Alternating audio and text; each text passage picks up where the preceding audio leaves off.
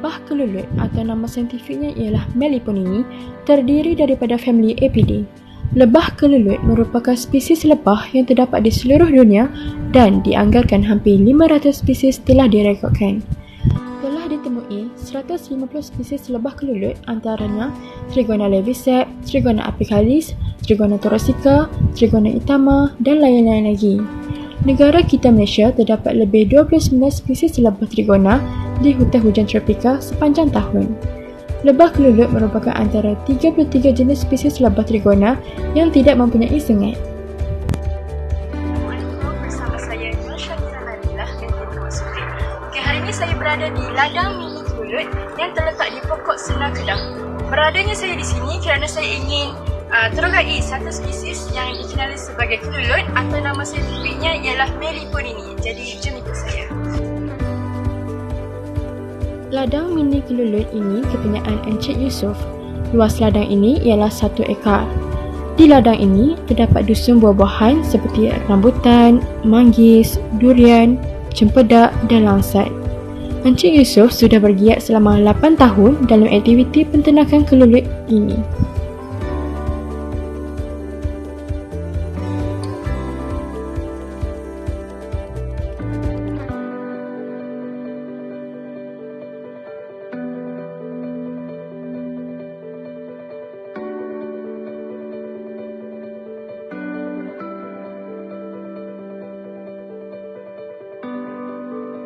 Bersama saya sekarang ialah Encik Yusof, iaitu peternak kelulut di sini. Apa khabar Encik Yusof? Alhamdulillah, sihat.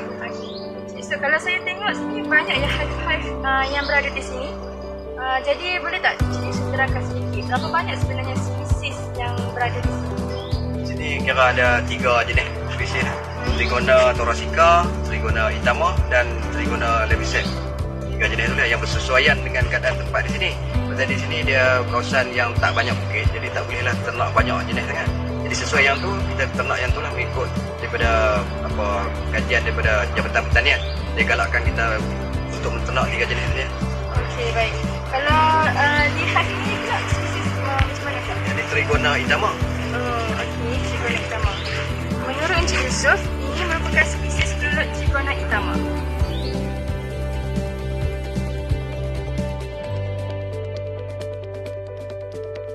Kelulut spesies Trigona itama mempunyai 3 pasang kaki yang semuanya beruas-ruas dan mempunyai duri-duri yang sangat banyak. Di bahagian kepalanya pula, terdapat sepasang mata yang sangat lebar, mempunyai sepasang antena dengan mulut muncu panjang. Ia juga mempunyai sepasang sayap yang panjang di bahagian punggung.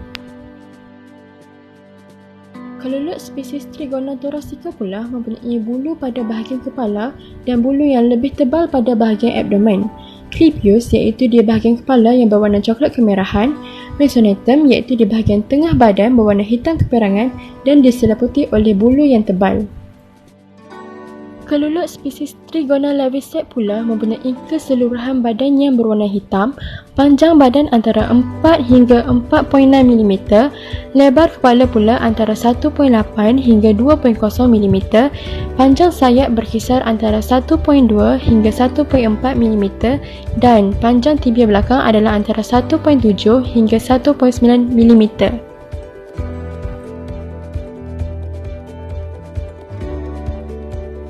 Menurut Encik Yusof, kelulut akan membuat sarangnya di dalam batang pokok yang sudah lama.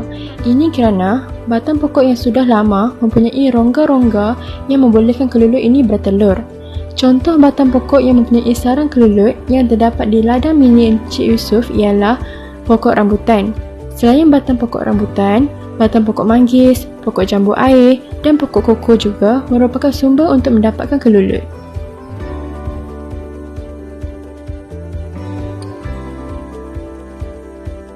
Bentuk corong bagi setiap spesies kelulut juga berbeza. Corong bagi kelulut spesies Trigona itama adalah panjang dan pintu corong adalah kecil. Corong bagi kelulut spesies Trigona thoracea pula lebar dan pintu corong adalah besar. Manakala corong bagi kelulut spesies Trigona leviceps pula lebar dan pintu corong adalah kecil.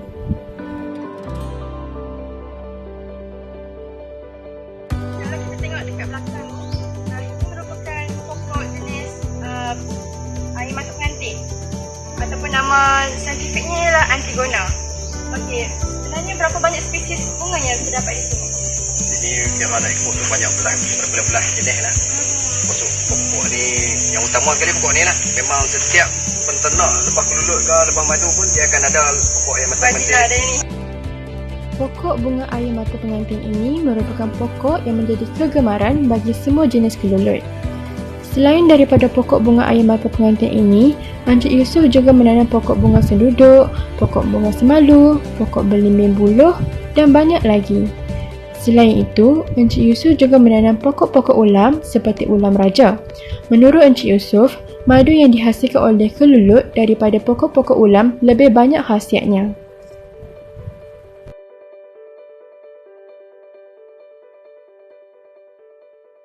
Sekarang ini kita tengok bagaimana proses penuaian madu kelulut oleh Encik Yusof.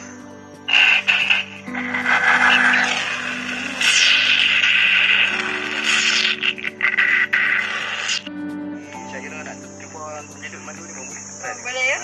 Try lagi.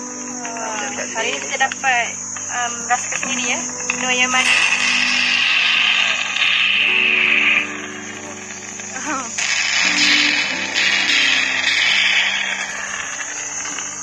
Banyak pilihan pada musim ni kan. Kalau musim banyak tu, kita semua madu ni.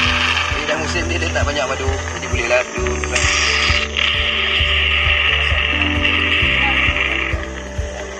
Saya rasa sendiri.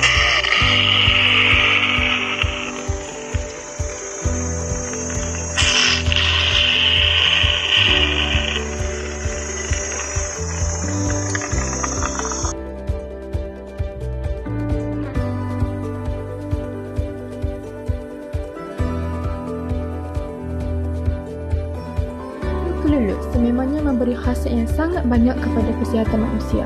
Begitu juga dengan madu lebah. Namun, menurut kajian yang dilakukan oleh pakar pemakanan dari Mardi, iaitu Dr. Suri Rovi, beliau menyatakan bahawa madu kelulut mempunyai 3 kali ganda khasiat daripada madu lebah. Ini disebabkan oleh saiz kelulut yang lebih kecil berbanding lebah.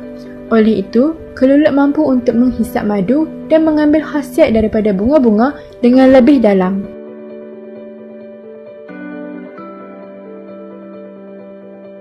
Kita nak makan madu tu, kalau kita mangkit pagi tu, awal-awal mangkit tu, kira jangan buruh gigi pun minum madu dulu. Terus minum.